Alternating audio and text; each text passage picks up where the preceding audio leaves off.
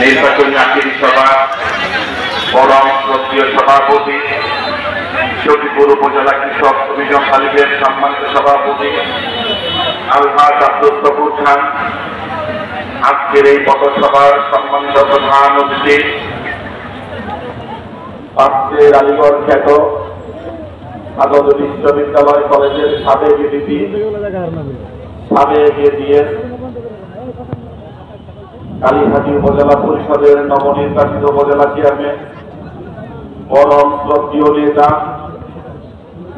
যাকে দেখে ছাত্রলীগের রাজনীতিতে এসেছিলাম সেই 90 শতকে, আমার সেই প্রিয় শ্রদ্ধেয় নেতা শামীমাল মনসুর আজাদ সিদ্দিকী মঞ্চে উপস্থিত আছেন,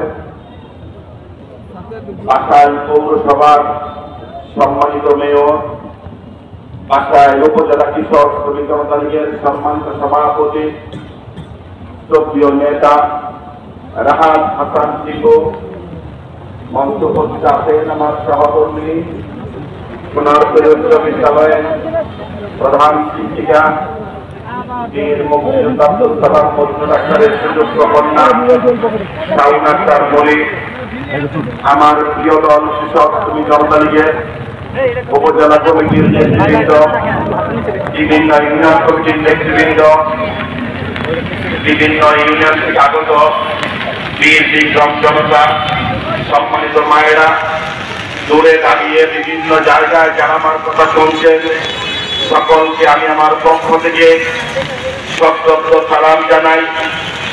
সনাতন ধর্মের যারা আছেন তাদের গাদাম সালাম জানিয়ে আমি যে একটি কথা উপস্থাপন করতে চাই। প্রিয় সখীপুরবাসী, আমি আমার বক্তব্য হারিয়ে ফেলেছি। এরকম মুসলমানের দৃষ্টি মাথায় নিয়ে আমার মতো একজন নগণ্য মানুষের কথা শোনার জন্য আপনারা দাঁড়িয়ে আছেন, এই বিষয়টি ভাবার পরে আমার ভাষা রুদ্ধ হয়ে আসছে। প্রিয় বন্ধুরা, আগামী 5 জুন উপজেলা পরিষদের নির্বাচন, এই নির্বাচনে আমি আপনাদের কাছে ভোট চাই না। প্রিয় সখীপুরবাসী, আমি আপনাদের কাছে সখীপুর থাকার জন্য একটু আশ্রয় চাই। প্রিয় সখীপুরবাসী, আমি 2002 সালে আপনাদের কাছে যখন ইউনিয়ন পরিষদের মাঠে আশ্রয় চেয়েছিলাম, আপনারা আমাকে বুকে জড়িয়ে দিয়েছিলেন। আপনারা বিপুলের ব্যবধানে আমাকে সখীপুর পৌরসভার মেয়র নির্বাচিত করে আপনাদের সেবা করার সুযোগ দিয়েছি। আমি মানুষ চলতে গিয়ে হয়তো অনেক দোষ করেছি, আপনাদের কাউকে হয়তো সময়ে ওরা কষ্ট দিয়েছি।